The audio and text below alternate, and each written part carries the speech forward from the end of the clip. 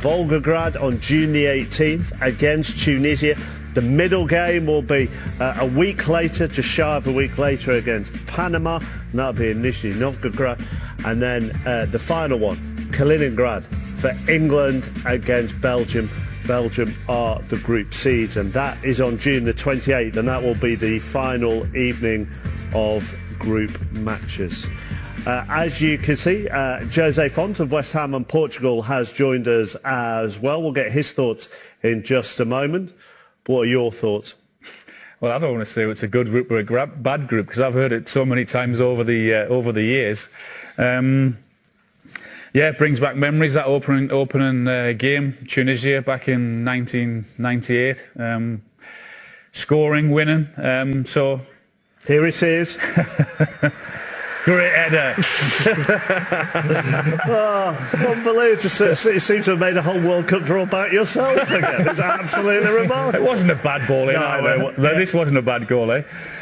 But I suppose what they do have, Paul scores this second one on a very hot afternoon in France when England beat Tunisia. I suppose what this group does have, it has Panama, who you said you didn't want because it's difficult to get going for something like that game, but it does have the attraction of Belgium, where both sets of players are going to know each other very well. Yeah, and also we talked earlier about the distance in travel, but if I read that correctly, I think it's 6 days after our first game. So we got 6 days rest after our first game, which, if they are worried about travel, etc., that shouldn't be an issue. What about Panama, Tim? First World Cup. It's a lovely presence for a group of players. The majority are in their mid-30s.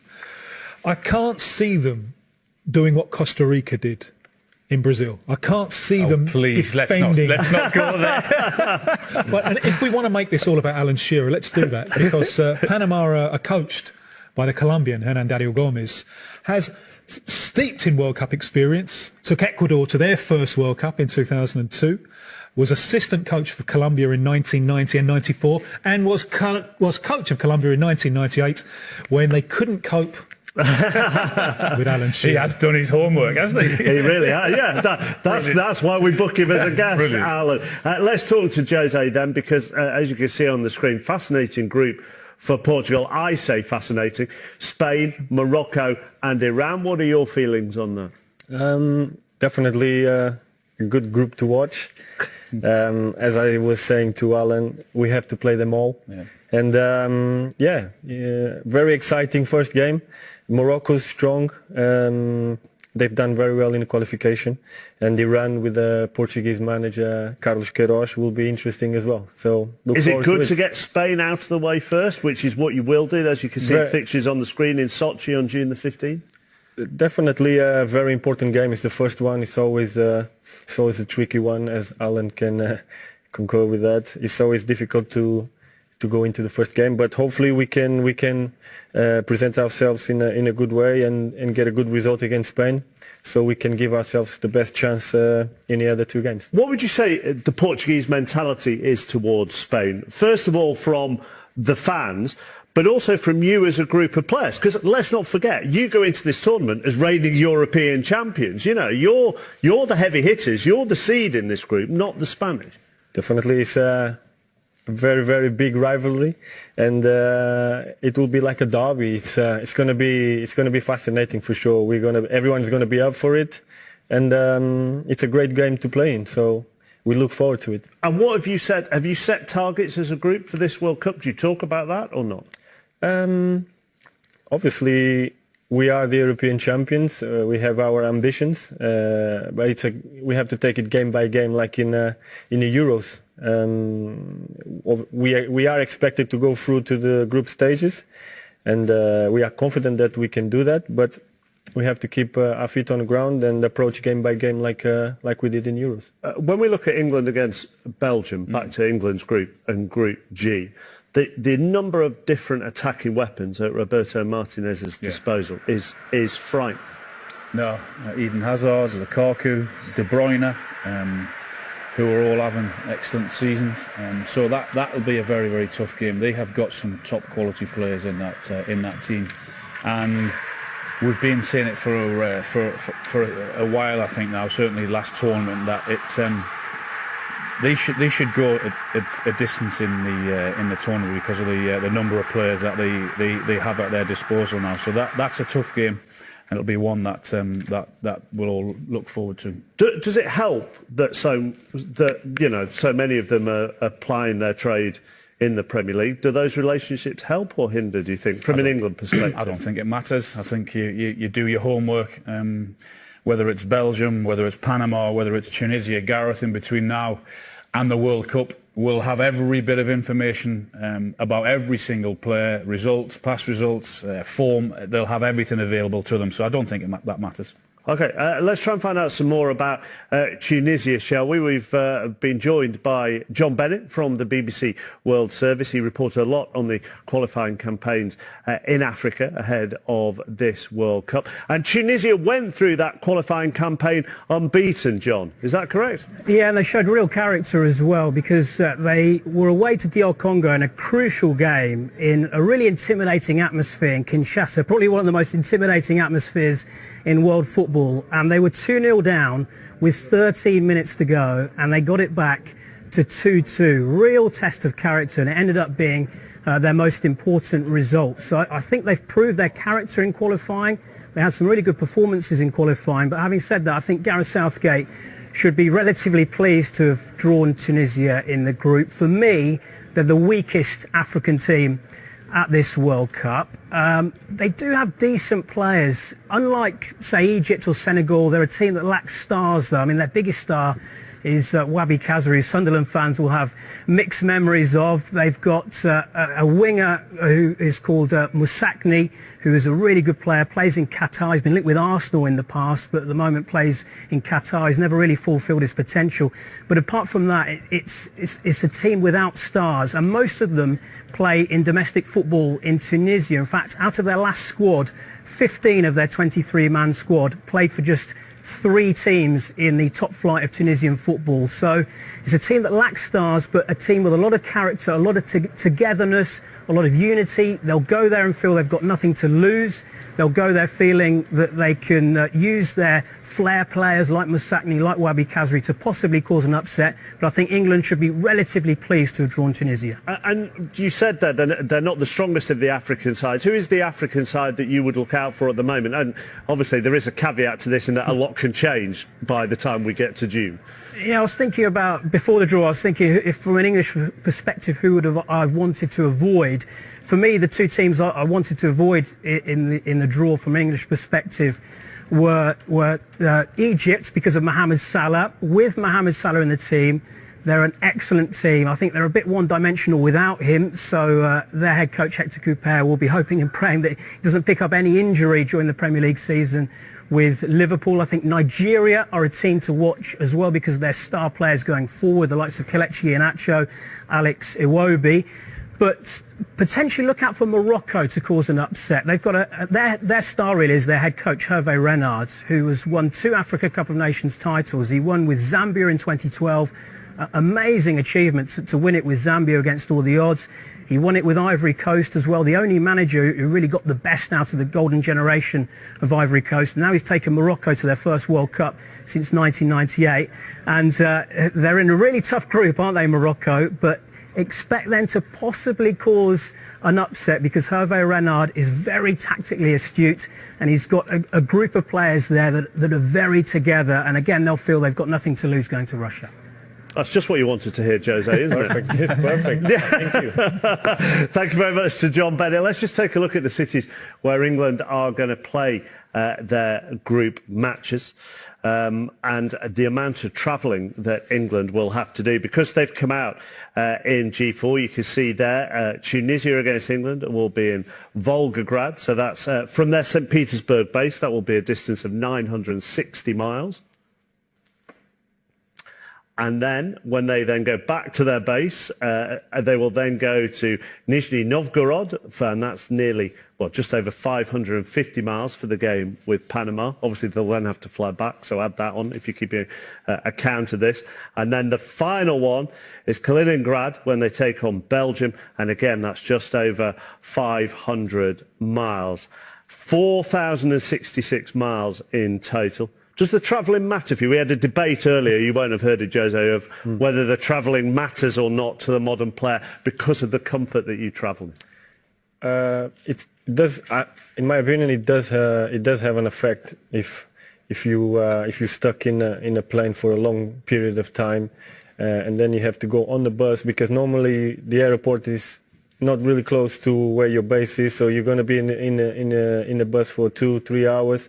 So Russia is a big country as well, so I expect a lot of traveling, and in fact it does it can affect the physical side of the recovery, in my opinion. Alan? Well, after England play their first game now, they've got 6 days to recover from that, so I don't see that being a major issue with England now. 2,400 miles for Portugal in total, and your base is just outside Moscow, and you've got a game in Moscow as well. For you as a player, what do you want from a training camp? Do you like to be in the thick of things? Do you want to be out of the way? What do you want? I want exactly the same as in France. Yeah. Marcus was fantastic. We was based in the Rugby National Centre, if I'm not wrong, and we had the most amazing facilities. The training ground was fantastic. The gym was incredible. We had swimming pool. We have recovery systems in place. So for us, the most important, the players, is having that at your disposal. Did you have freedom as well? Because whatever happens in this World Cup, we'll always look for the opposite to happen by the time we come around to the next one, such as the role of the media. To be in the thick of things? Do you want to be out of the way? What do you want? I want exactly the same as in France. Yeah. Marcus was fantastic.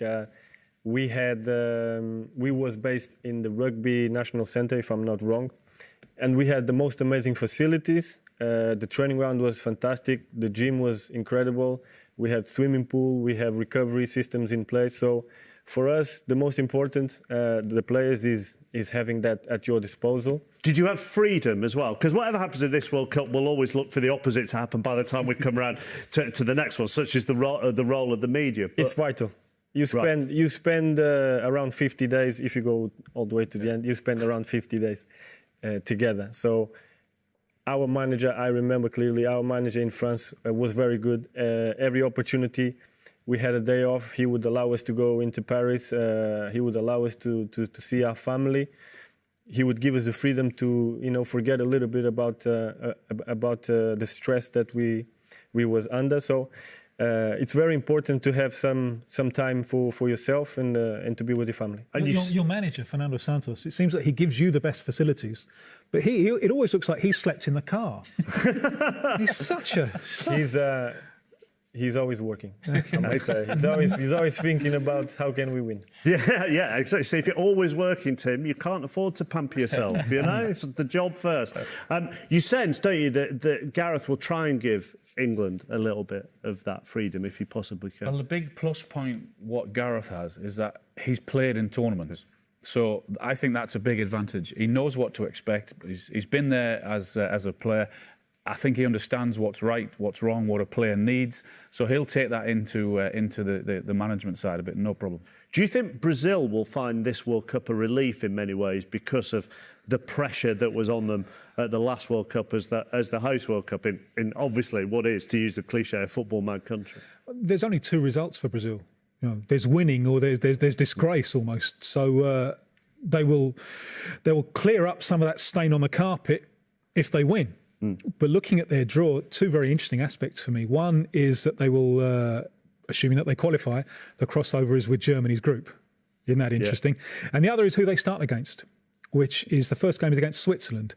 Now that, for the forward line, for Neymar and Felipe Coutinho, that's a very evocative game, because I'll take you all the way back to the World Under-17 Cup in 2009. Brazil against Switzerland is the last group game. Switzerland win 1-0. Brazil looking for a goal. They take Neymar off because he's so ineffective. Brazil were eliminated in the group phase of that. And I honestly think that Neymar's failure in that tournament, he was hauled off against Mexico in the previous game that Brazil also lost 1-0, that Neymar's failure in that tournament delayed his arrival in Europe. Right. It made him realise that global football is more difficult than domestic Brazilian football. So that's a game that I think had an effect on his career, and what a start. You know, at senior level, he's only been on the losing side in one competitive game, which was against Colombia in the Copa America a couple of years ago. And he couldn't cope with it. At the end, he attacked the referee. He got a long suspension. How Neymar reacts to the pressure is going to be one of the great stories of the World Cup. And it couldn't be a more evocative start. Because arguably he's struggling with some of the pressure at the moment at Paris Saint-Germain. If you read some of the stuff I don't think he had a great some of the stuff you read. I don't think he had a great game against England. And he's a fabulously talented player.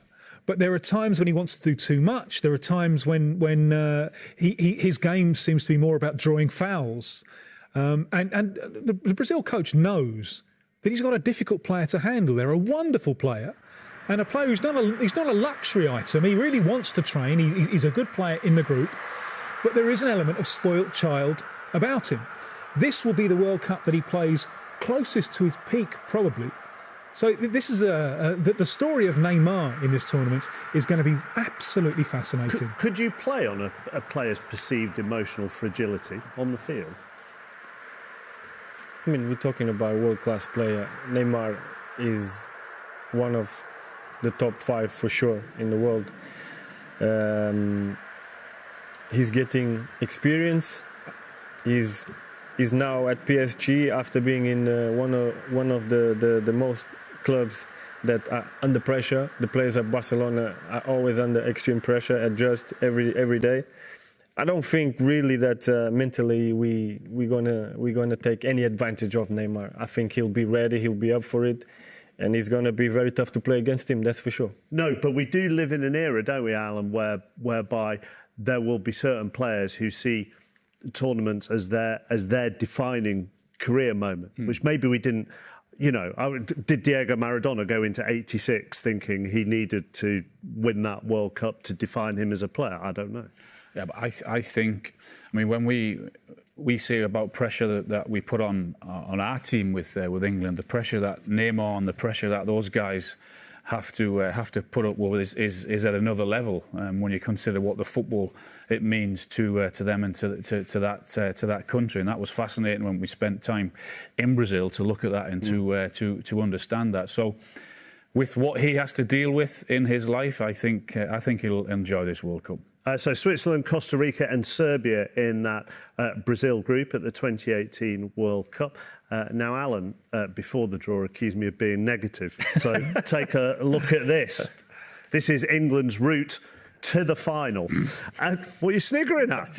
Well, make your mind up. I'm either too negative or too positive. No, I'm just thinking we've been here so many times. So this is based, admittedly, this is based on us predicting all the group stage results as well, and means that, and we have predicted that England will win the group. Just go with it, everybody. Be positive. The tournament's miles away.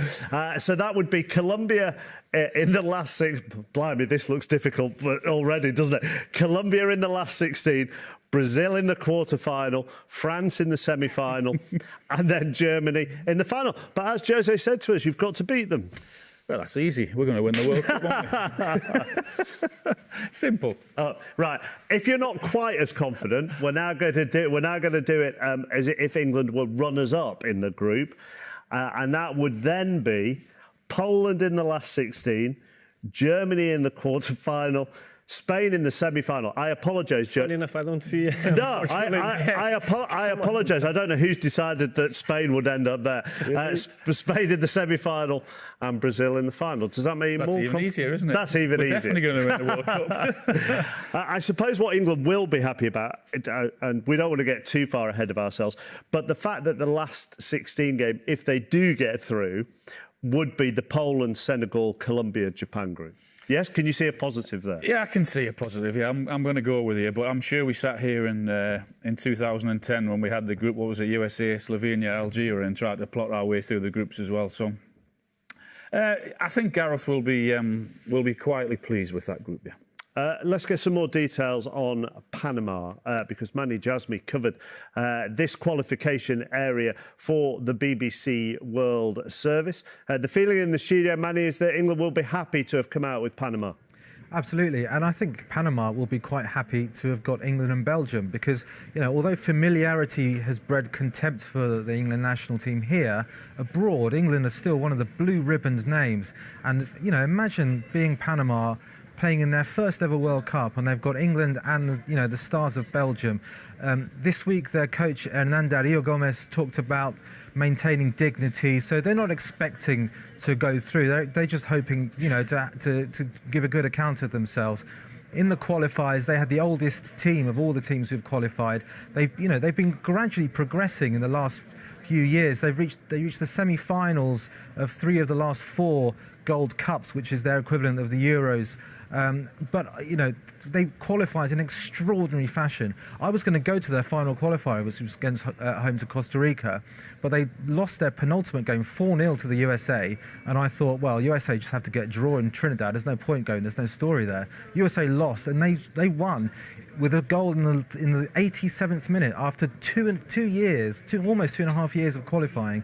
They clinched a qualifying place with 3 minutes to go of their entire campaign. So they are there in Russia to have a great time. Although the other thing in that game, am I not right in thinking that their equaliser didn't actually cross the line? No, it was a controversial goal, but I mean, that doesn't mean they didn't deserve to be there. They played 16 games in qualifying to get to the World Cup. Nobody expected. I don't think they even expected it either.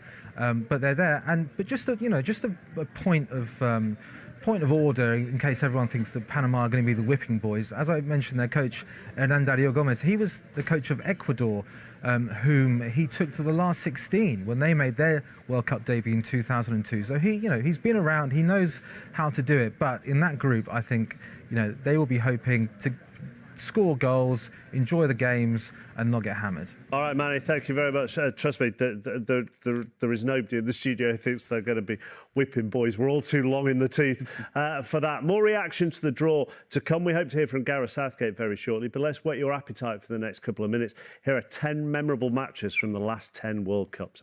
Croatia and Tim Vickery, Nigeria, yet again. They start with Iceland. Croatia is the middle one, and they end with Nigeria and St. Petersburg. Indeed, and as we were talking earlier on, they've just played Nigeria and their defence absolutely collapsed against Nigeria in the second half. They were 2-0 up, they ended up losing 4-2. So, what a great start. Argentina against Iceland. And what a fabulous start for Iceland. And it'll be interesting to see how bold Iceland will be, how much they will look to exploit some of the defensive weaknesses in that Argentina side. But Argentina getting out of that group, the crossover is with the group of France. So from that perspective, Brazil's group crosses over with Germany's, Argentina's crosses over with France. From that perspective, I think I'm with you on your positivity now with England. Argentina will have concerns about that group, will they? Well, at the moment, Argentina have concerns about their own team. They have a coach, Sampaoli, who wants to press. He wants to press aggressively in your half of the field. He has a midfield that doesn't press. He has a back three who are slow, who then drop very, very deep. And he's playing wingers as wing-backs, and they have to run back 80 metres and defend at the end of it. So that's why they collapsed against Nigeria. So at the moment, Argentina have enough problems just sorting out what their model of play is going to be. Portugal were in the same group as Iceland, of course, at the Euros. Did you find them a very defensive team? Well, I heard everyone saying we was in an easy group and we ended up not winning any of the group stages games. So there's no easy games, as we all know. And Iceland, Croatia and Nigeria will be very, very tough opponents to Argentina. This is a fascinating group, in my opinion. This is a tough group. Croatia, we played against Croatia in the Euros, and it was one of the most difficult games that we had. We won in the last couple of minutes only, in the extra time. And Nigeria, obviously with the power and pace that they have and the creative players they have, fantastic group. Really, really good group. Let's head back to Moscow. We can get Gareth Southgate's reaction to the draw now. He's live with Jonathan Pearce. Yes, indeed. And I'll take Gareth back to Marseille, France 98 and Tunisia, who played in the game. It was the opener, it's the opener again. Yeah, it's the first thing that went through my mind. It was a fantastic day as a player to play in a brilliant occasion, incredible atmosphere our fans made that day. So nice to be able to relive that. What sort of a side are they? Well, we've got to find that out now. You know, we haven't done as much research on the African teams as yet. Obviously, we don't have to play them until now, so now's the opportunity. That's what's great. You know where you're playing, who you're playing, and now we can really start to focus in on that. And how important is it that you've got a break between quite a sizable break, 6 days between that game and the game against the new boys, Panama? Yeah, well, I guess again, there's a little bit of travelling, and it gives us the opportunity, maybe for a couple of injuries if you get them, to clear up. So you're always grateful for as much preparation time as possible for any game. It's their first finals. People will already be writing them off, Gareth, you know that. But then people said Costa Rica wouldn't do anything 4 years ago. Yeah, we've been good at writing teams off and then getting beaten by them, haven't we? So we've got to make sure that we're prepared for all of those games. It's fantastically exciting now to be here for the draw with every other coach. It's been a great experience and really looking forward to getting on with it now. And their coach, Dario Gomez, is very experienced, been there already with 2 different countries. Your first World Cup experience counts at this level? Well, we'll see. You know, as I say, it's been great today mixing with some of the more experienced coaches in terms of World Cups. But of course, Roberto, who we play in the last game, is in the same position as me. So it's nice to have that fresh challenge, and really looking forward to it. That's the final game, Belgium, Kaliningrad. It'll be easier for England fans to get to, not far from St Petersburg, where you're based as well. Yeah, no, absolutely. So travel-wise, the way the tournament is now, you've got to be adaptable, and you're going to be on the road. But kick-off times are decent as well for us, I think, as well. You said you don't know a lot about Panama or Tunisia, but Belgium, of course, you know, because you see the players every week in the Premier League. Score goals for fun, Gareth, but I'll tell you what, they don't concede either at the other end, do they? They're an outstanding team. You know, they're ranked where they are in the world because of the quality of players they've got. Since Roberto's been there, he's done a fantastic job. So that is a top quality opposition, and a great game to prepare for. Do you now plot on? So if we win the group, if we finish second in the group, we have a Poland or a Colombia. Do you do that? Well, I think we've got to focus on the first game and go from there. You know, the objective's to qualify from the group. You're never quite sure how many points you need for that, and there'll be ups and downs along the way, I'm sure. So we've got to be prepared for all of those things. And you sat there, Pele was here, they were all here, so Maradona, Gary up on stage as well. I said right at the start, this is the day when people fill out their wall charts. This is do you still have that little boy in you when you come to a World Cup occasion like this? You still feel that buzz you had when you were a kid starting off? Well, you know, through the qualifying campaign, you don't necessarily think about days like today where all of that hits home, and that is the beauty of the World Cup. You know, you watch the previous finals, the big games, the big players, and it does take you back to that pureness of football, and that's what something like today is about. The whole country now knows what's coming, they can get excited about it, we can start preparing for it, and that's why it's so fantastic to be involved again. Long time since we stood on that pitch at Villa Park. You organised that penalty shootout before the semi-final, didn't you? For the youth team players, I think it was. Yeah. I mean, it's been, for me personally, an incredible journey. To play in a World Cup for my country was an incredible honour. To lead my country there as a manager is beyond that. So I'm really looking forward to being able to do it. Good luck, Gareth. Thanks very much. Cheers, Jonathan. Thank you.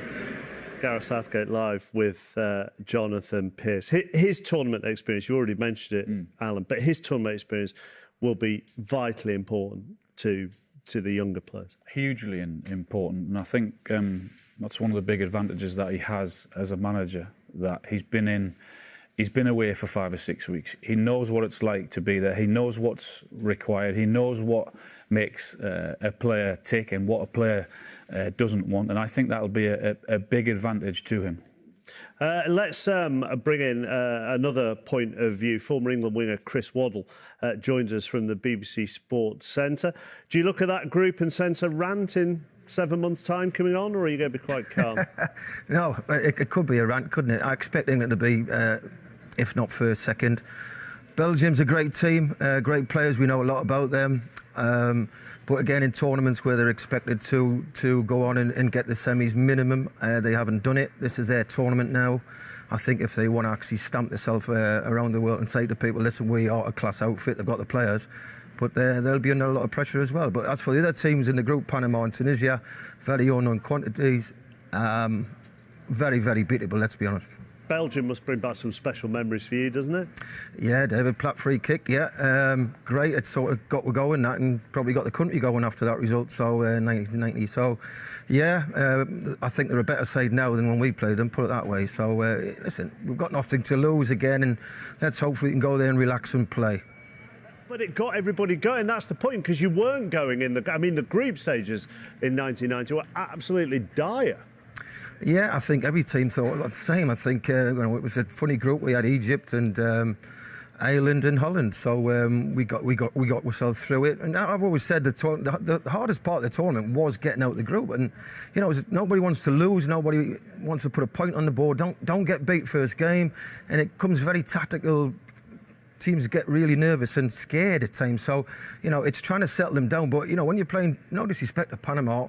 We had Egypt, which we did win 1-0, but I think it was a set-piece. Mark Wright scored. So there's no easy games, but let's be honest, in world football, you expected, if you're going to do well in a tournament, you've got to beat them too. Is there a group at the moment that excites you the most, having looked at that draw? I don't know if you've got it all in front of you. You might have to go off memory. Argentina, who might not qualify. They miss out. Nigeria, excellent side as well. So I'm not sure if Argentina will get through.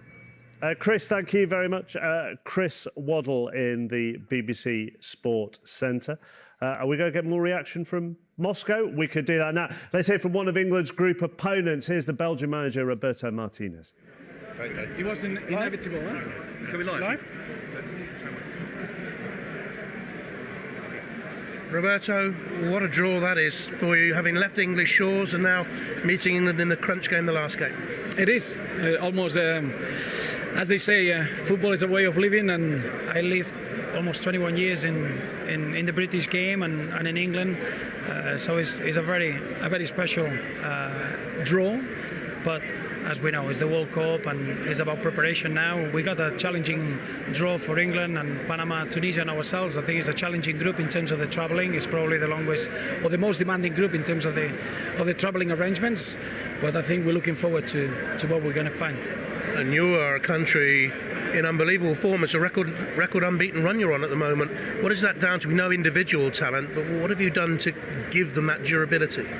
Well, I think it's fair to say that we got a real competitive group. Our players, they are in a very good moment of their careers. As you know, probably 25 players of Belgian football are now in the British game, so we are very well-known names for the British public. Players with important roles in important teams, and players that they really enjoy coming together and representing the country. So I think it's the clear basics of enjoying what you do, and they are great ambassadors for Belgian football. So we're looking forward to the preparation now, which is key before we start the World Cup. Good luck with it. Thank you, Jonathan. Thank Roberto Martinez with Jonathan Pearce. Now that draw's come out, then Josie, excited? Portugal and Spain. Very excited. Very excited. You know, I can't wait for the first game, but first I need to get fit and get selected. But what a carrot that is! It's amazing. You couldn't hope for a better game, a tougher game against big rivals. So let's be up for it. Who's going to win it? I will tell you definitely on July the 15th. Oh, but, you know... You've got 10 seconds. Who's going to win it? For now, let's just savour it. The World Cup is a United Nations for the common man. Bring it on. Who's going to win it? If you tell me football's the winner after that draw, France? Yes. Because of their strength in depth? Yeah, they've got a good team, some very, very good players. OK, but that's not a bad draw for England? No, that's not a bad draw at all. OK. Alan, Tim, Jose, thank you very much for joining us. Just 6 months into the World Cup starts, and it's live on the BBC. We'll see you in Russia. Bye-bye.